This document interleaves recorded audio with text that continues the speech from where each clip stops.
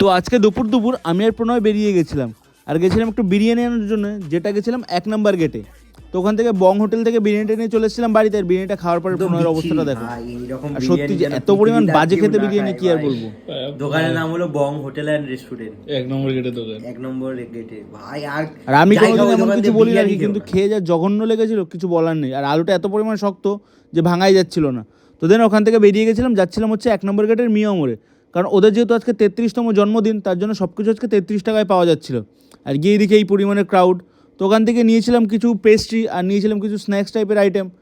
আর আমি আমার জন্য নিয়েছিলাম একটা চিকেন ইন্টারনেট, যেটা নিয়েছিল 33 টাকা। তো ওটা নিয়ে ওখান থেকে বেরিয়ে পড়লাম। আর বেরাতেই এই যে 1 নম্বর গেট, শ্রীনগর গেট খাইনি তো কী হচ্ছে, 1 নম্বর গেটও আমি খেয়েছি। তো দেন ওখানে দাঁড়িয়েছিলাম, আর ট্রেন যাওয়ার পরে এখন যাচ্ছি বাড়ির দিকে। তো আমি এখন বাড়ির দিকে যাই। তোমরা এরকম মিনি ব্লগ দেখার জন্য চ্যানেলটা সাবস্ক্রাইব করো। টাটা, দেখা হচ্ছে নেক্সট মিনি ব্লগে।